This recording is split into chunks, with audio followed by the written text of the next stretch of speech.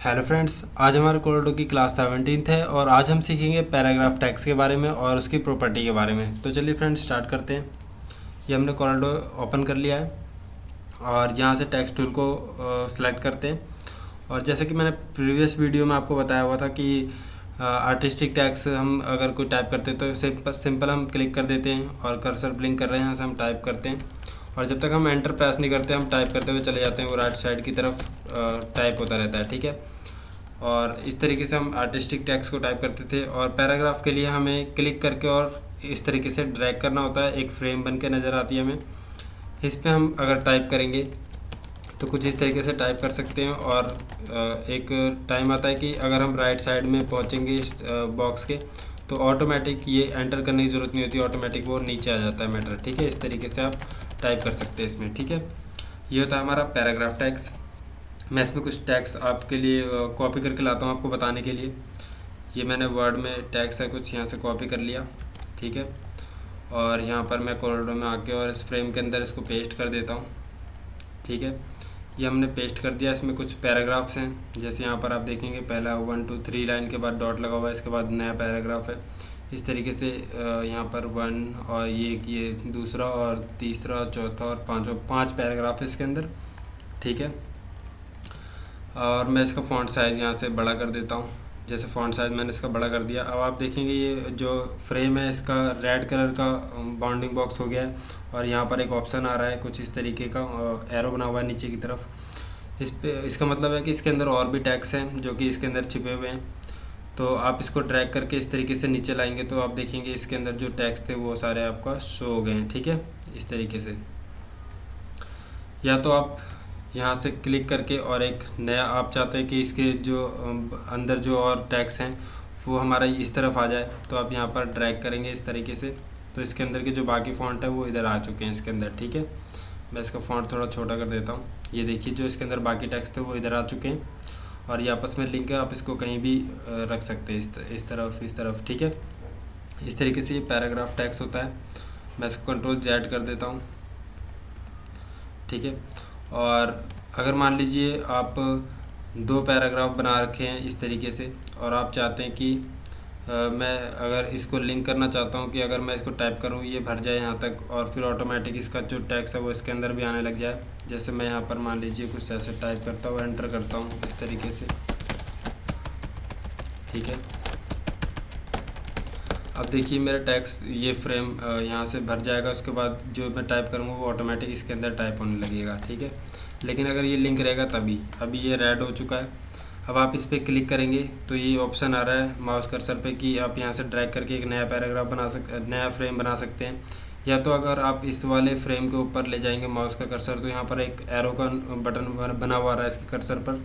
अगर आप इस पर क्लिक करेंगे तो इसके अंदर का जो मैटर था वो यहाँ पर आ चुका है। ठीक है, और ये लिंक हो चुका है। ठीक है, इस तरीके से आप इसको लिंक कर सकते हैं। और मैं यहाँ पर एक आपको पैराग्राफ इसका मैं अगर फ़ॉन्ट बड़ा कर देता हूँ, काफ़ी बड़ा कर देता हूँ, तो आप देख रहे हैं इसमें कुछ टैक्स हैं जो इसके अंदर छिपे हुए हैं। आप इसको दूसरे पेज पर भी ले जा सकते हैं। जैसे आप यहाँ पर क्लिक कीजिए, इस पैराग्राफ पे क्लिक कीजिए और सेकंड पैराग्राफ पे जाएंगे, यहाँ पर क्लिक कर देंगे तो ये देखिए यहाँ पर एक फ्रेम बना हुआ आ गया, जो इसके बाकी टैक्स थे वो इसके अंदर आ चुके हैं। ठीक है, मैं इस पेज को डिलीट कर देता हूँ और इसका फ़ॉन्ट साइज़ छोटा कर देता हूँ।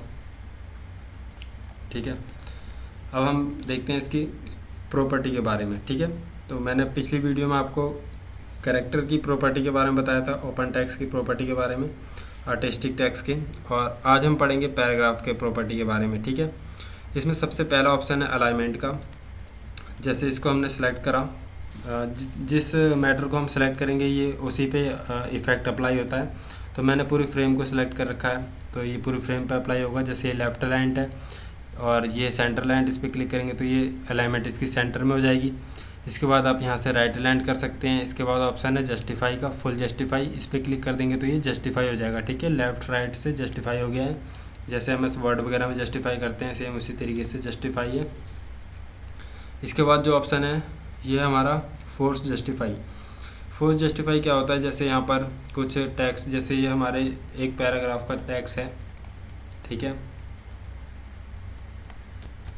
वो जस्टिफाई हो रखा है, लेकिन जो इसकी 4th लाइन है उसमें ये इतने ही वर्ड हैं, ठीक है। तो यहाँ पर क्लिक करेंगे तो ये फोर्स जस्टिफाई कर देगा, इसको भी जस्टिफाई कर देगा, ठीक है। जैसे मैंने इसको फ्रेम को सिलेक्ट करा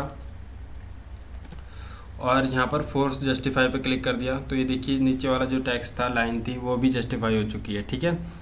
तो मैं यहाँ पर फुल जस्टिफाई कर देता हूँ और इसके बाद जो फ्लाई आउट बटन पे क्लिक करेंगे आप तो ये एक डायलॉग बॉक्स आएगा। यहाँ से भी आप जस्टिफाई कर सकते हैं इसको और लेफ्ट अलाइन कर सकते हैं, सेंटर अलाइन, राइट अलाइन, ठीक है, या नन कर सकते हैं। मैं ऐसे लेफ़्ट कर देता हूँ। इसके बाद ये जो ऑप्शन और ये आपके ऑप्शन आए हुए हैं, मैक्सिमम वर्ड स्पेसिंग वगैरह, ये सब यहाँ से आप कर सकते हैं। यहाँ मैं आपको बताता हूँ। और यहाँ पर जो ऑप्शन आ रहा है ये है left line indent. Left line indent का मतलब है कि आपका जो जैसे एक पैराग्राफ मैंने सेलेक्ट करा, ठीक है, तो ये इसी पैराग्राफ पे काम करेगा। मैं इसको इसी पे बताता हूँ आपको। जैसे इसका अमाउंट हम बढ़ाएंगे लेफ़्ट इंडेंट का, तो ये देखिए जो इस पैराग्राफ में जो लाइन थी, फर्स्ट लाइन को छोड़ के इसके नीचे जो बाकी लाइन है वो लेफ़्ट इंडेंट होने लग गई है, ठीक है, मतलब राइट साइड की तरफ शिफ्ट हो रही है, ठीक है। इस तरीके से आप जितना राइट साइड करना चाहें कर सकते हैं और अमाउंट कम करेंगे तो ये लेफ़्ट साइड में आएगा, ठीक है। ये लेफ़्ट इंडेंट है। इसके नीचे ऑप्शन है राइट लाइन इंडेंट। इसका अगर स्पेसिंग बढ़ाएंगे आप तो ये देखेंगे राइट साइड की तरफ से इंडेंट हो रहा है, लेफ़्ट साइड की तरफ ये टेक्स्ट स्पेसिंग मतलब लेफ़्ट साइड की तरफ शिफ्ट हो रहा है, ठीक है। ये है राइट लाइन इंडेंट। इसके बाद जो ऑप्शन है वो है फर्स्ट लाइन इंडेंट। जैसे किसी लेटर वगैरह में हम कोई टाइप करते हैं जिसका फर्स्ट लाइन थोड़ा सा राइट की तरफ शिफ्ट होता है, बाकी नीचे का अलाइनमेंट होता है, उसी तरीके से जैसे मैं इस फ्रेम को सिलेक्ट करता हूँ तो ये पूरे पैराग्राफ पे इफ़ेक्ट आएगा। ये देखिए मैं इसका स्पेसिंग यहाँ से इस तरीके से ज़्यादा करता हूँ तो ये देखिए फर्स्ट लाइन जो है वो इंडेंट हो रही है, राइट साइड की तरफ शिफ्ट हो रही है। अगर मैं इसको 0 करता हूँ और सिर्फ एक पैराग्राफ सेलेक्ट करता हूँ और फिर इसकी स्पेसिंग बढ़ाता हूँ यहाँ से तो ये देखिए फर्स्ट लाइन इंडेंट हो रहा है, ठीक है, राइट साइड की तरफ शिफ्ट हो रहा है फर्स्ट लाइन। तो यहाँ से आप कर सकते हैं। मैं इसको 0 कर देता हूँ। इसके बाद ऑप्शन है हमारा बिफोर पैराग्राफ। जैसे मैंने ये दूसरे पैराग्राफ पे क्लिक कर दिया और यहाँ से मैंने बिफोर पैराग्राफ पे अभी 100% हमारा बाय डिफ़ॉल्ट 100% पे रहता है और मैं इसको 150% कर देता हूँ। तो ये देखिए बिफोर पैराग्राफ जो पहले का पैराग्राफ है उसके बीच में हमारा 150% स्पेस हो चुका है, ठीक है। इसके बाद है हमारा आफ्टर पैराग्राफ स्पेसिंग। अब अगर मैं इस वाले सेकंड पैराग्राफ के लास्ट लाइन पे क्लिक करता हूँ और आफ्टर पैराग्राफ पे अगर मैं 150% कर देता हूँ तो ये देखिए आफ्टर मतलब बाद में जो हमारा पैराग्राफ है उसके बीच में स्पेसिंग हो चुकी है 150% की, ठीक है। और अगर मैं इसको ऑल सेलेक्ट कर लेता हूँ, ठीक है, और अभी मान लीजिए मैंने इसको 100% पे ही कर दिया वापस, ठीक है, पहले की तरह। अब अगर मैंने ऑल सेलेक्ट कर लिया कंट्रोल A से और अब मैं अगर यहाँ पर आफ्टर पैराग्राफ में 150% कर देता हूँ तो ये हर एक पैराग्राफ के बीच में यहाँ पर स्पेस हो गया है, ठीक है। अगर मैं मान लीजिए इसको 100% कर देता हूँ पहले की तरह, अगर मैं यहाँ से एंटर प्रेस करता हूँ तो ये देखिए इसका कुछ ज़्यादा स्पेस आ जाएगा, ठीक है। अगर हमें थोड़ा सा अपने अकॉर्डिंग करना है ज़्यादा कम तो हम इसको ऑल सेलेक्ट करेंगे और यहाँ से अपने हिसाब से परसेंट के हिसाब से कर सकते हैं। जैसे मैं यहाँ पर 120 करता हूँ तो ये 120% हो जाएगा। मैं यहाँ पर 160 कर देता हूँ तो ये 160% यहाँ पर स्पेसिंग हो चुकी है, ठीक है, सभी पैराग्राफ में देखिए। इसके बाद ऑप्शन है हमारा, मैंने इसको कंट्रोल A करा, ऑल सेलेक्ट कर लिया। इसके बाद ऑप्शन है लाइन स्पेसिंग का, ठीक है, जितनी भी लाइन है उसके बीच की स्पेसिंग हमें कितनी करनी है। जैसे मैंने यहाँ पर 120% कर दिया तो ये देखिए हर एक लाइन के बीच में स्पेसिंग हो चुकी है, ठीक है। यहाँ से आप कम ज़्यादा कर सकते हो, 130% करेंगे तो और ज़्यादा स्पेसिंग हो जाएगी लाइनों के बीच में। और यहाँ से 100 करूँगा तो ही नॉर्मल स्पेस हो जाएगा। मैं यहाँ से 120 कर देता हूँ और 12% हो गया, मैं इसको 120 कर देता हूँ। ये देखिए 120% स्पेसिंग हो गई है, ठीक है। इस तरीके से आप स्पेसिंग कम ज़्यादा कर सकते हैं लाइन की और पैराग्राफ की, ठीक है, यहाँ से। इसके बाद ऑप्शन है यहाँ पर वर्टिकल स्पेसिंग यूनिट। ये यूनिट है, जैसे यहाँ पर हम इंच में और mm में करते हैं उसी हिसाब से यहाँ पर पैराग्राफ के बीच में या लाइन के बीच में जो स्पेसिंग होगी उसकी यूनिट है ये। परसेंट के हिसाब से करना चाहते हैं या पॉइंट के हिसाब से या PT के हिसाब से। मैं परसेंट के हिसाब से कर रहा हूँ और मैं कभी भी काम करता हूँ परसेंट के हिसाब से करता हूँ, तो मैं यहाँ पर परसेंट के हिसाब से रखा हुआ है मैंने। आप अपने हिसाब से यूनिट चेंज कर सकते हैं, ठीक है। इसके बाद ऑप्शन है कैरेक्टर स्पेसिंग, जिसमें मैंने ये फ्रेम सेलेक्ट कर रखा है, पूरा मैटर सेलेक्ट कर रखा है, ठीक है। अगर इसका अमाउंट मैं बढ़ाता हूँ कैरेक्टर स्पेसिंग का, तो जितने भी कैरेक्टर हैं उनके बीच की स्पेसिंग बढ़ेगी, ठीक है। जैसे मैं यहाँ पर टाइप करके भी कर सकता हूँ, मैं यहाँ पर 50% कर देता हूँ, तो ये देखिए हर एक कैरेक्टर के बीच की स्पेसिंग बढ़ गई है। और 0 कर देता हूँ, या तो आप यहाँ से क्लिक करके भी इसकी स्पेसिंग कम ज़्यादा कर सकते हैं इस तरीके से, ठीक है। ये देखिए ज़्यादा हो गई है, मैं इसको कम कर देता हूँ तो ये कम हो गया है। माइनस में भी कर सकते हैं, तो ये देखिए एकदम चिपक गया टैक्स, मैं इसको 0 कर देता हूँ, ठीक है, नॉर्मल। इसके बाद जो स्पेसिंग है, इसके बाद जो ऑप्शन है वो है वर्ड स्पेसिंग। हर एक वर्ड के बीच में कितनी स्पेसिंग आपको चाहिए। जैसे यहाँ पर 20% कर देता हूँ तो ये कम स्पेसिंग हो गई है। आप चाहते हैं कि हर एक वर्ड के बीच में स्पेसिंग ज़्यादा हो जाए, तो मैं यहाँ से 50% कर देता हूँ, तो ये देखिए थोड़ी और स्पेसिंग हो गई है। मैं यहाँ पर 100% कर देता हूँ। 100 में ज़्यादा फ़र्क नहीं हुआ, क्योंकि यहाँ से आप ये फ्लाई आउट बटन पर क्लिक करेंगे और आप देखें यहाँ पर मिनिमम वर्ड स्पेसिंग यहाँ पर 60% दी हुई है, तो ये 60% से ज़्यादा यहाँ पर ले नहीं रहा है। मैं यहाँ पर 300 कर देता हूँ, जैसे कि जितनी स्पेसिंग यहाँ पर रहेगी आपकी उतनी ही यहाँ पर काम करेगी, ठीक है। यहाँ पर मैंने 300 कर दिया और ओके कर दिया, ठीक है। अब यहाँ से आप इसको 300 तक बढ़ा सकते हैं। जैसे मैं यहाँ पर 150% कर दिया मैंने, तो ये 150% के हिसाब से हो गया। अब मैं इसको 300 कर दिया, तो ये देखिए कुछ ज़्यादा स्पेस हो गया इसके बीच में, ठीक है। अब अगर 300 से भी ज़्यादा करना है आपको, तो यहाँ पर आपको अमाउंट ज़्यादा रखना होगा। यहाँ पर जैसे मैंने इसको 500 कर दिया, आप यहाँ से 300 से भी ज़्यादा स्पेस कर सकते हैं। जैसे 400 कर दिया मैंने, तो ये 400 हो गया। मैं इसको 50% ही कर देता हूँ, ठीक है। 50% में या फिर 60% कर लीजिए आप, ठीक है। 60% में सही स्पेसिंग है, नॉर्मल इतनी होती है। इसके बाद जो ऑप्शन है लैंग्वेज स्पेसिंग, ठीक है। लैंग्वेज स्पेसिंग मतलब किसी और लैंग्वेज में, यहाँ पर किसी दूसरे लैंग्वेज में भी टैक्स आपने यहाँ पर दे रखा है और उनके बीच में स्पेसिंग करना चाहते हैं, तो यहाँ से कर सकते हैं, ठीक है। इसके बाद ऑप्शन है टैब सेटिंग, ठीक है। टैब सेटिंग मैं आपको समझाता हूँ। दूसरे पेज पे मैं एक दूसरा पैराग्राफ क्रिएट करता हूँ। मान लीजिए मैंने ये पैराग्राफ क्रिएट कर लिया, ठीक है। ये मैंने क्रिएट कर लिया और आप ये ऊपर देखेंगे जो ये एल शेप में आपको नज़र आ रहा है ऊपर, ये है टैब, ठीक है। जैसे मैंने यहाँ पर क्लिक कर रखा है और मैं अगर टैब का बटन प्रेस करता हूँ, तो ये देखिए ये टैब लगा हुआ है, यहाँ पर माउस का कर्सर आ गया। फिर से मैं टैब प्रेस करता हूँ तो ये यहाँ पर टैब लगा हुआ है, यहाँ पर आ गया, ठीक है। फिर ऐसे टैब प्रेस करता हूँ तो जहाँ जहाँ टैब लगा हुआ है वहाँ वहाँ हमारा माउस का कर्सर चला जाएगा, ठीक है। मैं इसको वापस बैक स्पेस करता हूँ। और अगर हम यहाँ से ये टैब डिलीट करना चाहते हैं, तो हम सिंपल इस पर क्लिक करके और इसको नीचे की तरफ ड्रैग कर देंगे, तो ये यहाँ से हट जाएगा। अब देखिए मैं टैब का बटन प्रेस करता हूँ तो सीधा यहाँ पर आ गया, ठीक है। अगर मैं ये भी डिलीट करूँ, मैंने इस पर क्लिक करा और नीचे की तरफ ड्रैग कर दिया, यहाँ पर क्लिक करा, नीचे की तरफ ड्रैग कर दिया। अब देखिए मैंने यहाँ पर क्लिक कर रखा, मैं टैब का बटन प्रेस करता हूँ तो ये यहाँ पर टैब आ रहा है, ठीक है। तो आप इस टैब को या तो ऐसे भी डिलीट कर सकते हैं, यहाँ से क्लिक करके और नीचे की तरफ ड्रैग कर दीजिए, डिलीट हो जाएगा। या तो फिर आप टैब का इस सेटिंग पे क्लिक करें तो ये डायलॉग बॉक्स आएगा, या तो फिर आप टेक्स्ट मेन्यू में क्लिक करेंगे और यहाँ पर ये टैब सेकंड नंबर पे ऑप्शन है टैब का, इस पर क्लिक करेंगे, ये डायलॉग बॉक्स आ जाएगा। हम यहाँ से सारे टैब्स को डिलीट कर देंगे, क्योंकि हम नया टैब बनाएंगे अपने हिसाब से, अपने जो हमें लोकेशन देनी होगी उस हिसाब से देंगे। तो यहाँ पर रिमूव का ऑप्शन दिया हुआ है, इस पर रिमूव करेंगे। अब तो एक एक करके रिमूव हो रहा है और इसके बगल में ऑप्शन है रिमूव ऑल, इस पर क्लिक कर देंगे तो ये रिमूव हो जाएगा, ठीक है। ओके कर दीजिए। अब देखिए मैं इस पर क्लिक कर रहा हूँ तो एक भी टैब नहीं लगा हुआ, इस पर टैब का बटन भी प्रेस करूँगा तो ये मूव नहीं हो रहा है, ठीक है। कर्सर वहीं का वहीं है। अब इसमें ऐड करने के दो तरीके हैं, या तो आप इसी टैब के डायलॉग बॉक्स में आएँ और यहाँ पर ऐड का ऑप्शन दिया हुआ है, यहाँ आप लोकेशन दे सकते हैं कितने mm पे या फिर कितने इंच पे आप टैब सेटिंग देना चाहते हैं। तो यहाँ पर जैसे अभी 10 ये दे रखा हुआ है, जैसे आप यहाँ पर यूनिट सेलेक्ट कर सकते हैं mm में या फिर इंच में, मैं mm में कर देता हूँ और इस पर क्लिक करता हूँ फ्रेम पे और टैक्स पे जाके और टैब पे क्लिक करता हूँ, ठीक है। अब यहाँ से ऐड करेंगे तो ये 10 mm पे फिर क्लिक करेंगे तो ये 10-10 mm बढ़ रहा है, ठीक है। और ओके करेंगे तो यहाँ पर आप देखेंगे टैब लग चुके हैं, हमने 4 टैब लगाए थे, यहाँ पर टैब लग चुके हैं, ठीक है।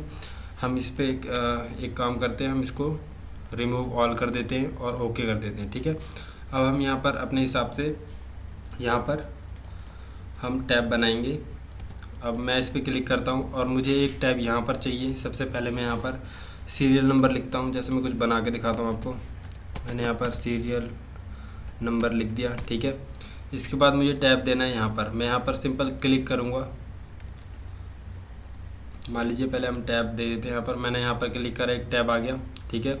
फिर यहाँ पर क्लिक करा मैंने, यहाँ पर टैब आ गया। फिर यहाँ पर क्लिक कर दीजिए, एक यहाँ पर टैब आ जाएगा। फिर यहाँ पर क्लिक करा मैंने और यहाँ पर क्लिक करा, ठीक है। तो हमने ये 1 2 3 4 5 टैब बना लिए, ठीक है। अब यहाँ पर मैं टाइप करता हूँ जैसे कि सीरियल नंबर। फिर मैं टैब का बटन प्रेस करता हूँ, अगले टैब पे आ गया मेरा कर्सर। यहाँ पर मैं डाल देता हूँ आइटम नेम, ठीक है। इसके बाद टैब का बटन प्रेस करा। इसके बाद यहाँ पर रेट डाल देते हैं। इसके बाद टैब का बटन प्रेस करा, यहाँ पर आप क्वांटिटी डाल दीजिए, ठीक है। फिर टैब का बटन मैंने प्रेस करा, यहाँ पर आप अमाउंट डाल सकते हैं, ठीक है। या फिर यहाँ पर आप ब्रांड नेम डाल दीजिए, कुछ भी डाल सकते हैं अपने अकॉर्डिंग। मैं आपको समझाने के लिए ये आपको बता रहा हूँ, ठीक है। इसके बाद टैब प्रेस कीजिए, यहाँ पर अमाउंट, ठीक है। इस तरीके से आप इस टैब को कम ज़्यादा भी इस तरीके से कर सकते हैं।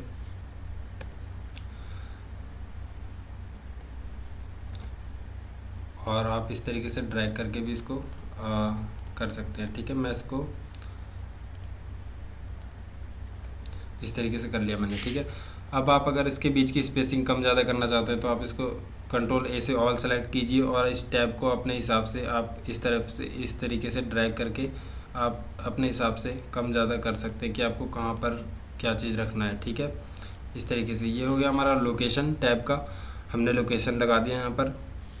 और इसके बाद आप यहाँ पर अब सीधा यहाँ पर एंटर प्रेस कीजिए और सीरियल नंबर है, सीरियल नंबर आप 1 डाल दीजिए। टैब का बटन प्रेस कीजिए, आइटम नेम पे आ जाएंगे आप।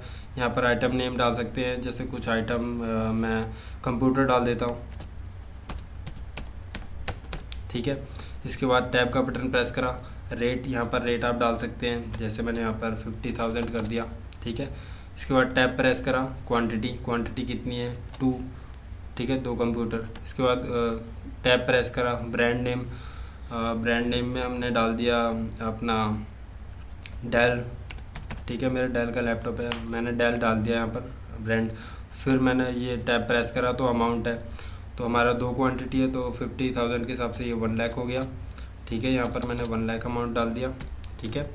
इसके बाद फिर एंटर प्रेस करा, यहाँ पर सीरियल नंबर 2 कर दिया। टैब का बटन प्रेस करा, यहाँ पर मैंने दूसरा आइटम लिख दिया कीबोर्ड, ठीक है। फिर टैब प्रेस करा, टैब का बटन प्रेस करा। उसके बाद यहाँ पर अमाउंट मैं 500 डाल देता हूँ। टैब का बटन प्रेस करता हूँ, 1 क्वांटिटी, टैब का बटन प्रेस करता हूँ और अपना कीबोर्ड में डाल देता हूँ अमाउंट, ये डेल का ही कर देता हूँ, ठीक है। फिर टैब का बटन प्रेस करा, यहाँ पर फिर 500 मैंने अमाउंट डाल दिया। इस तरीके से आप अपना कोई कैश मेमो या फिर कोई बिल वगैरह कुछ बना सकते हैं और या फिर कोई भी फॉर्मेट कर सकते हैं। वो टैब सेटिंग इसी तरीके से लगेंगी, ठीक है। किसी भी चीज़ में, किसी भी मैटर को आप अगर पैराग्राफ में टाइप कर रहे हैं और टैब सेटिंग लगाना चाहते हैं तो इस तरीके से आप लगा सकते हैं। इसके बाद हमने लोकेशन डाल दिया कि हमने कहाँ कहाँ पर ये कर दिया। इसके बाद यहाँ से आप अलाइनमेंट कर सकते हैं इसको, जैसे कि अभी ये लेफ़्ट अलाइनमेंट है, हम यहाँ से इस पर क्लिक करेंगे। आप यहाँ से भी कर सकते हैं, टैब पे जाएंगे, यहाँ पर टेक्स्ट मेन्यू में टैब में जाएंगे और यहाँ से आप इसकी अलाइनमेंट चेंज कर सकते हैं, लेफ़्ट राइट सेंटर वगैरह, ठीक है। तो और यहाँ से भी आप कर सकते हैं सिंपल इस वाले टैब पे, मैं यहीं से यूज़ करता हूँ, ज़्यादा शॉर्टकट जल्दी हो जाता है। आप इस पर राइट क्लिक कीजिए माउस से और यहाँ पर लेफ़्ट अलाइंड सेंटर या फिर राइट आपको जो रखना हो, मैं राइट रख लेता हूँ यहाँ पर, ठीक है। उसके बाद आप यहाँ से इसको शिफ्ट कर सकते हैं। याद रहे कि आप इसको अगर नीचे की तरफ ड्रैग, इस पर क्लिक करके नीचे की तरफ ड्रैग कर देंगे तो ये टैब जो है आपका डिलीट हो जाएगा, ठीक है। तो आपको नीचे की तरफ ड्रैग नहीं करना, सिर्फ इस पर क्लिक करके राइट लेफ़्ट जिधर आपको करना है उधर कर सकते हैं आप इस तरीके से। और ये जैसे ब्रांड नेम है, मैं इसको सेंटर कर देता हूँ, राइट क्लिक करता हूँ और सेंटर कर देता हूँ, ठीक है। क्वांटिटी भी मैं राइट क्लिक करता हूँ इस पर और सेंटर कर देता हूँ, ये सेंटर हो जाएगा। रेट को भी मैं सेंटर कर देता हूँ यहाँ से। इस तरीके से आप कर सकते हैं और इसका लोकेशन चेंज कर सकते हैं इस तरीके से, ठीक है। देखिए मैंने इसको सेंटर करा था तो इसके टैब पे कुछ इस तरीके से सेंटर का आइकन बन गया है, ठीक है। और यहाँ पर राइट अलाइन करा था तो ये राइट का सेंटर बना हुआ है और वो आपका आइकन बना हुआ है। और यहाँ पर लेफ़्ट अलाइनमेंट है, तो इसके जो टैब का आइकन है वो लेफ़्ट साइड की तरफ एल शेप में बना हुआ है। ठीक है, इस तरीके से आप कर सकते हैं इसको। इसके बाद आप यहाँ से स्पेसिंग शेप टूल से कर सकते हैं इस तरीके से, या तो फिर आप यहाँ पैराग्राफ में जाके और इसको ऑल सेलेक्ट करके और पैराग्राफ सेटिंग में इसको अमाउंट डाल के और इसको स्पेसिंग कर सकते हैं। ठीक है, तो ये टैब सेटिंग था आपका। और टैब सेटिंग में एक और ऑप्शन है, जैसे मैंने यहाँ पर एक पैराग्राफ बनाया और इसके मैंने सारे जो बाय डिफ़ॉल्ट टैब लगे हुए उसको मैंने रिमूव कर दिया, ओके कर दिया। और मैं यहाँ पर एक टैब बना देता हूँ, इसका मैं अलाइनमेंट राइट साइड कर देता हूँ। ठीक है, राइट क्लिक करा और राइट टैब कर दिया मैंने इसको। ठीक है, इसके बाद आप यहाँ पर टैक्स में जाएंगे, टैब में जाएंगे और यहाँ पर जो इसका लीडर्स है, ठीक है, ये दूसरा ऑप्शन है इसका लीडर्स, इस पर क्लिक करेंगे। ये ऑफ है, इसको ऑन कर देंगे। और यहाँ पर लीडर ऑप्शन है, इस पर क्लिक करेंगे। यहाँ पर 3 ऑप्शन है, करेक्टर, स्पेसिंग और प्रीव्यू। ठीक है, करेक्टर में आप जो करेक्टर लेंगे, जैसे मैं यहाँ पर समझाने के लिए आपको ये ले लेता हूँ। ठीक है, हाइफन नीचे वाला। और ये स्पेसिंग में मैं इसको 0 रखता हूँ क्योंकि मैं स्पेस नहीं चाहता। और प्रीव्यू वो है जो यहाँ पर शो करेगा, इस तरीके से आपको दिखेगा। ठीक है, ओके कर देता हूँ, इसको भी ओके कर देता हूँ। अब देखिए, जैसे मान लीजिए आप कोई फॉर्म वगैरह या फिर कुछ इस टाइप का बना रहे हैं, तो सिंपल मैं यहाँ पर क्या करता हूँ, मैंने नेम लिखा और टैब का बटन प्रेस करा, तो यहाँ पर जो मैंने डाला था लाइन, देखिए इस तरीके से लाइन आपकी क्रिएट हो जाएगी। फिर मैंने एंटर प्रेस करा, यहाँ फादर्स नेम डाल देते हैं। ठीक है, फिर टैब का बटन प्रेस करूँगा, एक लाइन आ गई। फिर एंटर प्रेस करा, यहाँ मदर्स नेम या फिर कुछ अपने हिसाब से डाल सकते हैं जो आप बना रहे हो। फिर टैब का बटन मैंने प्रेस करा तो लाइन बन गई। यहाँ से आप टेलीफोन नंबर डाल दीजिए। ठीक है, टैब का बटन प्रेस करा, इसके बाद एड्रेस, फिर टैब, फिर enter, tab, enter, tab, enter, tab. इस तरीके से आप कुछ बना सकते हैं। तो आप इस तरीके से, ये देखिए, आप चाहते हैं कि इसकी जो लाइन है वो डॉटेड लाइन हो जाए, तो आप सिंपल इस पर क्लिक कीजिए टैब पर और यहाँ पर लीडर ऑप्शन पे जाइए और जो करेक्टर है उसमें आप यहाँ पर डॉट कर दीजिए और ओके कर दीजिए। देखिए डॉट लाइन हो गई आपकी। ठीक है, डॉटेड लाइन। आप यहाँ से भी इसकी स्पेसिंग कम ज़्यादा कर सकते हैं इस तरीके से, ताकि इसके अंदर लिख सके हम। और या तो आप इसको ऑल सेलेक्ट कीजिए और पैराग्राफ से यहाँ पर आप इस तरीके से स्पेसिंग बढ़ा सकते हैं। ठीक है, इसकी तो इस तरीके से भी आप टैब का यूज़ कर सकते हैं। टैब बहुत अच्छी चीज़ है यूज़ करने के लिए, और इससे आप कोई फॉर्म वगैरह या फिर कुछ, इससे मतलब आप जल्दी काम कर सकते हैं। ठीक है, अब अगर मैं इसको डॉटेड लाइन कुछ इस तरीके से डॉट बटन से अगर करता तो काफ़ी टाइम लग जाता। ठीक है, आप यहाँ से टैब की मदद से आप इसको जल्दी कर सकते हैं काम। मैं इसको डिलीट करता हूँ। इसके बाद फिर मैं पैराग्राफ में आता हूँ। इसके बाद जो ऑप्शन है हमारा बुलेट, बुलेट यहाँ से आप क्लिक कर दीजिए तो इस पर देखिए बुलेट लग गई है। या तो आप यहाँ से भी टैक्स मेन्यू में जाएंगे और यहाँ पर बुलेट का ऑप्शन है, इस पर क्लिक करेंगे और यूज़ बुलेट पे क्लिक करके ओके कर देंगे, तो ये देखिए बुलेट लग गया।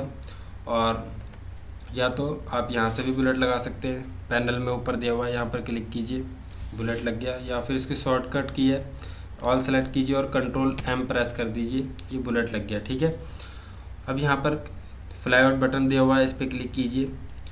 यहाँ पर पहला ऑप्शन है फ़ॉन्ट।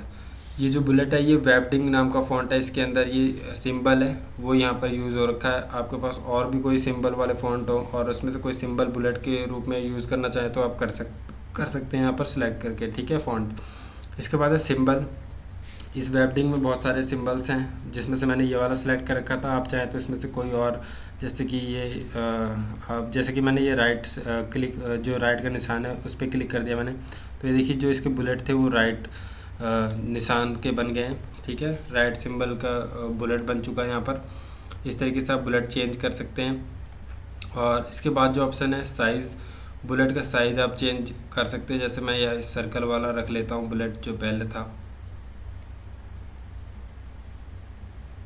ये वाला। ठीक है, इसका साइज़ कम ज़्यादा कर सकते हैं आप, यहाँ पर क्लिक करके कम ज़्यादा कर सकते हैं। इस तरीके से देखिए बुलेट का साइज़ बड़ा हो रहा है और छोटा हो रहा है। ठीक है, मैं इसको वापस छोटा कर देता हूँ, 15 पॉइंट कर देता हूँ। ठीक है, इसके बाद जो है बेस लाइन शिफ्ट, मैं इसको ओके कर देता हूँ। अगर मैं इस पर क्लिक करता हूँ बेस लाइन शिफ्ट पे, ठीक है, जैसे कि आपका बुलेट अगर ऊपर नीचे कुछ हो रहा हो अगर, या फिर आप करना चाहते हो तो यहाँ से आप कर सकते हैं कुछ इस तरीके से आपका बुलेट ऊपर नीचे कर सकते हैं इस तरीके से, ठीक है। ये देखिए, या फिर यहाँ पर क्लिक करके भी कर सकते हैं आप, ठीक है। जैसे आपका नीचे ऊपर थोड़ा बुलेट हो गया तो आप उसको एडजस्टमेंट कर सकते हैं इस तरीके से यहाँ पर क्लिक करके। इसके बाद जो ऑप्शन है use hanging indent style for bullet list, इस पर टिक का निशान लगा हुआ है, चेक का निशान लगा हुआ है। अगर इसको हम अनचेक कर देंगे तो इसकी जो सारे टैग्स हैं वो इस बुलेट के नीचे से अलाइनमेंट हो जाएंगी। अगर इस पर हम चेक का निशान कर देंगे तो ये जो टैग्स है वो टैग्स के अलाइनमेंट में रहेगा, ठीक है। तो यहाँ से आप कर सकते हैं। जैसे मैंने इसको हटा दिया तो ये देखिए बुलेट लगा हुआ है लेकिन इसके नीचे से टैक्स चालू हो गया है। अब मैं यहाँ पर अगर क्लिक कर दूँ, इस पर चेक का निशान कर दूँ और ओके कर दूँ तो देखिए सारे टैक्स अलाइनमेंट में हैं और बुलेट अलग है, ठीक है। इसके बाद जो ऑप्शन है इसके अंदर स्पेसिंग का, टैक्स फ्रेम फॉर बुलेट, ये जो बुलेट है वो इस जो फ्रेम है इसका, ये पूरा फ्रेम है जो, ये देखिए ये जो बुलेट है वो टैक्स फ्रेम के लेफ़्ट साइड से स्टार्ट हो रहा है। अगर हम चाहते हैं कि ये बुलेट थोड़ा सा राइट साइड की तरफ शिफ्ट हो जाए, स्पेस हो जाए इसके लेफ़्ट साइड में इसके फ्रेम के, तो आप यहाँ पर क्लिक करके इसका स्पेसिंग बढ़ा सकते हैं। ये देखिए कितने mm रखना चाहते हैं। जैसे मैं इसको 10 mm का स्पेस के बाद फिर बुलेट लगाना चाहता हूँ तो मैं यहाँ पर 10 mm कर दूँगा और ओके कर दूँगा। तो ये देखिए फ्रेम से 10 mm को का स्पेस छोड़ के उसके बाद ये सारे टैक्स हमारे शिफ्ट हो गए राइट साइड में, ठीक है, बुलेट के साथ। इसके बाद है ऑप्शन, मैं इसको 0 कर देता हूँ, और सॉरी मैंने ये कर दिया मैं यहाँ पर 0 कर देता हूँ इसको और ओके कर देता हूँ। तो ये देखिए अब लेफ़्ट साइड से अलाइनमेंट हो गया है, ठीक है। इसके बाद यहाँ पर ऑप्शन है बुलेट टू टैक्स, मतलब इस बुलेट और टैक्स के बीच में कितनी स्पेसिंग होनी चाहिए वो आप यहाँ से अमाउंट डाल के कर सकते हैं। जैसे मैं यहाँ पर 8 mm कर देता हूँ और ओके कर देता हूँ तो आप देखेंगे ये जो बुलेट और इस टैक्स के बीच की जो स्पेसिंग है वो 8 mm है। ये भी ज़्यादा हो गई है, मैं इसको थोड़ी कम कर देता हूँ। जैसे यहाँ पर आप 4 या फिर 5 कर दीजिए और ओके कर दीजिए। तो ये देखिए बुलेट और टैक्स के बीच की जो स्पेसिंग है वो 5 mm की है, ठीक है। तो यहाँ से आप बुलेट का इस तरीके से यूज़ कर सकते हैं और मैं बुलेट हटा देता हूँ अभी। और इसके बाद जो हमारा ऑप्शन है वो है ड्रॉप कैप्स, इस पर अगर आप क्लिक करेंगे तो ये देखिए इसका जो फर्स्ट कैरेक्टर था वो बड़ा हो चुका है। जैसे आपने मैगज़ीन वगैरह में या फिर उसमें न्यूज़पेपर वगैरह में देखे होंगे जो फर्स्ट लेटर होते हैं वो थोड़े बड़े साइज़ के होते हैं। तो जैसा कि मैंने पूरा फ्रेम सेलेक्ट कर रखा है इसलिए सारे पैराग्राफ के जो फर्स्ट कैरेक्टर है वो बड़े हो चुके हैं। अगर एक आप सेलेक्ट करेंगे एक कोई पैराग्राफ तो वो एक का ही होगा, तो मैं सारा ही कर देता हूँ। और इस पर क्लिक करेंगे ड्रॉप कैप के इस फ्लाईओवर बटन पर तो डायलॉग बॉक्स आएगा। इसमें ऑप्शन है नंबर ऑफ़ लाइंस ड्रॉप्स, ये जो ड्रॉप कैप बना हुआ है फर्स्ट कैरेक्टर वो कितनी लाइन के बीच कितनी लाइन के हाइट का होना चाहिए। जैसे ये अभी 3 लाइन के हाइट का ये एक कैरेक्टर है, ठीक है। मैं यहाँ पर 2 लाइन कर देता हूँ तो ये 2 लाइन के बीच की स्पेस हो जाएगा। 2 लाइन से कम नहीं कर सकते क्योंकि 1 लाइन में तो ऑलरेडी वो था ही, ठीक है। जैसे मान लीजिए मैं इसको कैंसिल कर देता हूँ, ड्रॉप कैप हटा देता हूँ तो ये देखिए अभी तो वी जो है बना हुआ है वो ऑलरेडी 1 लाइन में ही है, ठीक है। मैं डॉप कैप कर देता हूँ सेलेक्ट करके इसको, और यहाँ से मैं इसको 2 लाइन पे कर देता हूँ तो ये 2 लाइन पे हो जाएगा। अगर इसको बढ़ाना चाहूँ मैं 4 लाइन पे कर दूँ, 5 लाइन पे कर दूँ तो ये इस तरीके से आप कम ज़्यादा कर सकते हैं इसको जितना आप चाहें, ठीक है। मैं इसको 2 पे ही रखता हूँ। और इसके बाद जो ऑप्शन है वो है स्पेस आफ्टर ड्रॉप कैप, इस ड्रॉप कैप के और इस मैटर के बीच में कितना स्पेस होना चाहिए। जैसे मैं यहाँ पर 5 mm का स्पेस देना चाहता हूँ और ओके कर दूँ तो ये देखिए इस ड्रॉप कैप और इस टैक्स के बीच में 5 mm का स्पेस है, ठीक है। आप इस पर क्लिक कीजिए और इसके बाद जो ऑप्शन है use hanging indent style for drop cap, इस पर अगर आप क्लिक कर देंगे तो इसके जो नीचे मैटर है वो सारे टैक्स अलाइनमेंट हो जाएंगे और ड्रॉप कैप अलग हो जाएगा। और अगर इस पर आप अनचेक कर देते हैं तो ये टैक्स इसके लेफ़्ट लाइन से स्टार्ट हो जाएंगे, ठीक है। तो हम यहाँ से इसको चेक कर देते हैं और ओके कर देते हैं, ठीक है। और मैं ड्रॉप कैप हटा देता हूँ। अब ड्रॉप कैप यहाँ से भी टैक्स मेनू पे जाकर ड्रॉप कैप पे क्लिक करेंगे तो वही ऑप्शन आएगा आपका, ठीक है। इसके बाद ऑप्शन हमारा हाइफनेशन। अब जैसे कि मान लीजिए यहाँ पर कुछ ऐसे वर्ड्स होते हैं, जैसे मैं इस पर हाइफनेशन पे क्लिक कर देता हूँ, ठीक है। अब देखिए जैसे मैं इसको फ्रेम को छोटा करता हूँ, देखिए यहाँ पर ये लिखा हुआ था कॉम्प्लीमेंट, ठीक है। तो इसका जो आधा वर्ड है वो यहाँ पर है। अगर मैं हाइफनेशन हटा देता हूँ तो ये पूरा वर्ड नीचे आ जाएगा, ठीक है। अगर आप चाहते हैं कि कोई ऐसा वर्ड आता है आपके पास जो पूरा इसका जो साइज़ बड़ा है वो और यहाँ पर आ नहीं पा रहा है, अगर थोड़ा सा आ रहा है तो फिर वो पूरा ही नीचे आ जाएगा। अगर आप हाइफनेशन पे क्लिक कर देंगे तो वो जितना आ सकता है उतना आएगा, उसके बाद ये हाइफन बन जाएगा यहाँ पर जैसे बना हुआ है, इसके बाद का जो टैक्स है वो नीचे आ जाएगा। ठीक है, तो यहाँ पर आप इस चीज़ का यूज़ कर सकते हैं। और ये फ्लाई आउट बटन पर क्लिक करेंगे तो डायलॉग बॉक्स आएगा, यहाँ से आप ये चेक कर सकते हैं, अपने हिसाब से अमाउंट डाल सकते हैं कि कितने मिनिमम वर्ड लेंथ पे होना चाहिए, मिनिमम कैरेक्टर बिफोर कितना होना चाहिए, ये अपने हिसाब से डाल सकते हैं। या फिर इसको ऑटो पे ही रहने दें या फिर इस पर क्लिक कर दीजिए, तो वो आप अपने अकॉर्डिंग कर सकते हैं। ठीक है, मैं इसको हटा देता हूँ इसका चेक। आप इसको ऑटोमेटिक पे ही रहने दीजिए तो ये काम करेगा। ठीक है, मैं इसको हटा देता हूँ अभी। और इसके बाद ये जो हमारा पैराग्राफ है वो कंप्लीट हो चुका है। इसके बाद जो नेक्स्ट ऑप्शन है हमारा इसके टेक्स्ट प्रॉपर्टी में वो है फ्रेम का। ठीक है, मैं इस पर क्लिक करता हूँ। अब फ्रेम का ऑप्शन है, मैं यहाँ पर एक या फिर इसमें बताता हूँ मैं आपको। जैसे ये फ्रेम बना हुआ है, सबसे फर्स्ट ऑप्शन है इसका बैकग्राउंड कलर। इस फ्रेम के बैकग्राउंड में आप कलर देना चाहें तो यहाँ से आप कलर दे सकते हैं, जैसे ये रेड कर दिया मैंने, या फिर ग्रे दे सकते हैं यहाँ से इस तरीके से। ठीक है, और इसके बाद ऑप्शन है इसमें कलर आई ड्रॉपर, इस पर क्लिक करके आप कहीं भी क्लिक करेंगे वहाँ का कलर पिक होके इसके बैकग्राउंड में आ जाएगा।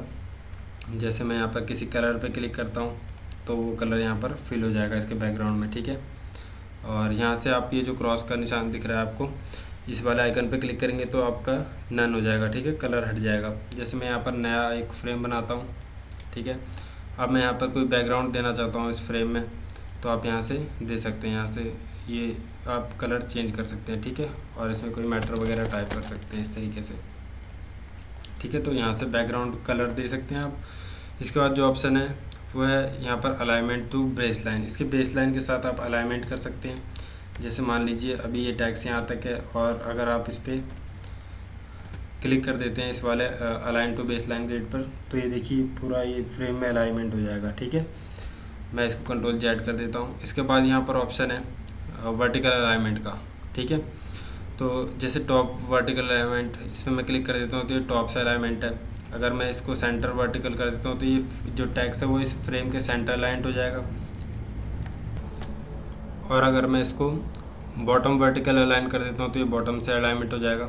और अगर मैं सबसे last option full vertical alignment पे क्लिक कर देता हूँ तो ये टैक्स पूरा जितना फ्रेम है उतने में पूरा फिट हो जाएगा। ठीक है, अलाइनमेंट में। जैसे अभी देखिए टॉप पर है, अगर मैं इसको लास्ट वाले ऑप्शन पे फुल वर्टिकल अलाइन पे कर देता हूँ तो जितनी भी वर्टिकल ये अलाइनमेंट हो जाएगा पूरा फ्रेम के। ठीक है, तो मैं इसको टॉप अलाइनमेंट कर देता हूँ जैसे पहले था। इसके बाद ऑप्शन है हमारा नंबर ऑफ़ कॉलम्स। अभी ये एक कॉलम है, ठीक है, इस फ्रेम का। आप इस पर नंबर इसके कॉलम बढ़ा सकते हैं। जैसे मैंने यहाँ पर 2 कर दिया तो ये 2 कॉलम में हो गया। जैसे आपने मैगजीन वगैरह में देखा होगा कॉलम्स वाइज टेक्स्ट दिए होते हैं पैराग्राफ के। जैसे आधे टैक्स, जैसे आपने न्यूज़पेपर में देखा होगा, न्यूज़पेपर में तो आपने देखा ही होगा, जैसे कोई टैक्स होता है फिर उसके अगले कॉलम में उसकी बाकी के टैक्स होते हैं। ठीक है, उस तरीके से आप यहाँ पर टैक्स के कॉलम बढ़ा सकते हैं, 3 4 जितने मर्जी उतने कर सकते हैं आप। ठीक है, मैं यहाँ से 2 कर देता हूँ। और इसके बाद जो ऑप्शन है ये इक्वल कॉलम ब्रेथ, ये इक्वल हो जाएगा। जैसे मान लीजिए मैंने इसको एक कॉलम इसका छोटा कर दिया और एक बड़ा है, इस तरीके से कर दिया मैंने। ठीक है, आप इस पर क्लिक करेंगे अगर इस वाले ऑप्शन पे इक्वल कॉलम ब्रेथ पर, तो ये इक्वल हो जाएगा दोनों। ठीक है, जैसे मान लीजिए मैंने देखिए यहाँ पर ये छोटा कर दिया, ठीक है, और ये वाला बड़ा है।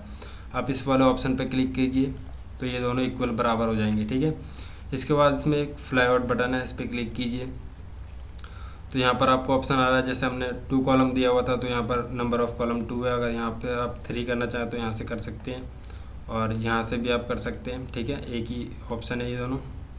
इसके बाद यहाँ पर 2 ऑप्शन और दिए हुए हैं, ब्रीथ और गटर। ब्रीथ मतलब इसकी जो कॉलम है उसका ब्रीथ आप कितना देना चाहते हैं वो आप यहाँ से दे सकते हैं। इसके बाद जैसे मैंने यहाँ पर 80 कर दिया, ठीक है, ओके कर देता हूँ तो ये देखिए 80 mm का हो गया है। अब मैं इसको यहाँ से अगर बढ़ाना चाहूँ तो इस तरीके से मैं इसको बढ़ा सकता हूँ। ठीक है, मैं यहाँ पर 90 कर देता हूँ या फिर 95 कर देता हूँ और ओके कर देता हूँ, तो आप देख सकते हैं इस तरीके से आप इसका ब्रेथ चेंज कर सकते हैं। ठीक है, कॉलम का। इसके बाद दूसरा ऑप्शन है इसमें गटर। गटर मतलब ये जो आपका कॉलम है इसके बीच की जो ये स्पेसिंग है, इसको आप कम ज़्यादा कर सकते हैं। जैसे मान लीजिए मैंने इसको सेलेक्ट कर यहाँ से इस पर क्लिक करा और इसकी गटर स्पेस में इसके बीच में 5 mm का गैप देना चाहता हूँ, तो मैं यहाँ पर 5 mm कर दिया मैंने और ओके कर दिया। तो ये देखिए इसके जो बीच की स्पेसिंग है वो 5 mm हो चुकी है। अगर मैं 10 mm करना चाहूँ तो इस पर क्लिक करूँगा और यहाँ से 10 mm कर दूँगा और ओके कर दूँगा, तो ये 10 mm का स्पेस हो गया इसके बीच में गटर का, ठीक है। इसके बाद ऑप्शन है इक्वल कॉलम ब्रेथ, तो ये इक्वल जो यहाँ से मैंने आपको बताया था ये इक्वल करने का, यहाँ से ये कम ज़्यादा यहाँ से इक्वल कर सकते हैं, वही ऑप्शन यहाँ पर है। इक्वल पे क्लिक कर दीजिए आप, इक्वल हो जाएगा और प्रीव्यू पे क्लिक करेंगे तो आप प्रीव्यू देख सकते हैं, ठीक है। मैं यहाँ से ओके करता हूँ। ये हमारा फ्रेम सेटिंग था। इस तरीके से आप फ्रेम का सेटिंग कर सकते हैं। या फिर आप अगर कोई लिंक करना चाहें तो मान लीजिए आपने यहाँ से कोई फ्रेम बना रखा है इस टाइप का, ठीक है, और मैंने एक दूसरा फ्रेम बना दिया, ठीक है। मान लीजिए ये हमने फ्रेम बना रखा है, ठीक है। अब हमें इसको लिंक करना है इन दोनों को। मान लीजिए हम कोई इसमें पेस्ट करना चाहते हैं मैटर और इसमें भी आ जाए वो, तो आप यहाँ पर सिंपल इस पर क्लिक कीजिए। इस पर आपका ये एक एरो का ऑप्शन आ जाएगा आपके माउस पॉइंटर पर और इस पर क्लिक कर दीजिए, ठीक है। तो ये देखिए लिंक हो जाएंगे, ठीक है। या तो आप अगर मान लीजिए आपने ये फ्रेम बना लिया और इसको आपने कॉपी कर लिया, ठीक है। यहाँ से मैं कॉपी कर लेता हूँ और यहाँ से मैं पेज ले लेता हूँ और, ठीक है, 3 पेज ले लिया मैंने। इसको मैंने कॉपी करा और सेकंड पेज पे मैंने इसको पेस्ट कर दिया और थर्ड पेज पे भी मैंने इसको पेस्ट कर दिया, ठीक है। अभी ये लिंक नहीं है आपस में, ठीक है, कोई भी। फर्स्ट पेज पे मैं गया और मैंने इसको यहाँ पर क्लिक करा और यहाँ पर इस पर क्लिक कर दिया दूसरे फ्रेम पर, ठीक है। तो ये दोनों लिंक हो गए आपस में, ठीक है। और दूसरे पेज का भी लिंक नहीं है, तो हम पहले पेज पर जाएंगे। ये दोनों लिंक है आपस में। तो सेकंड वाले जो इसका फ्रेम है इस पर क्लिक करा, नीचे मैंने यहाँ पर इस पर क्लिक करा, तो ये देखिए एक आइकन बना हुआ आ गया इस पर लिंक का। मैं सेकंड पेज पे जाऊँगा और इस वाले फ्रेम पर क्लिक कर दूँगा, तो ये देखिए ये लिंक हो चुका है, बता रहा है कि पहले फ्रेम पे ये लिंक है, ठीक है। फिर मैं इस पर क्लिक करता हूँ, इस पर क्लिक कर दूँगा, तो ये दोनों आपस में लिंक हो गए। उसी तरीके से इस पर मैं क्लिक करता हूँ नीचे बॉटम पर और थर्ड पेज पे जाता हूँ और इस पर क्लिक कर देता हूँ।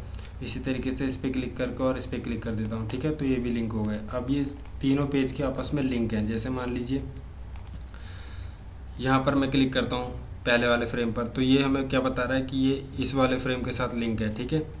और इस वाले फ्रेम पर क्लिक करता हूँ तो ये हमें यहाँ पर ये दे रहा है कि पेज 2 पर ये लिंक है, ठीक है। पेज 2 पर जाऊँगा, इस वाले पे क्लिक करूँगा तो ये बता रहा है कि ये पेज 1 पर लिंक है इस वाले के साथ, और पेज 2 पर गया तो ये बता रहा है पेज 1 पर लिंक है, ठीक है।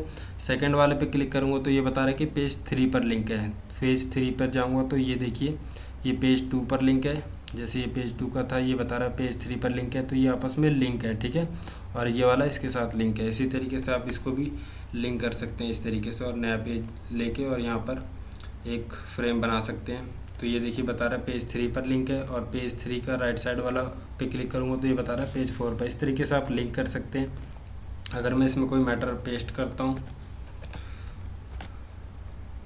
जैसे मैं यहाँ पर वर्ड फाइल में से मैंने ये मैटर कॉपी करा और इस पे मैंने क्लिक करके और इसमें पेस्ट कर दिया, ठीक है।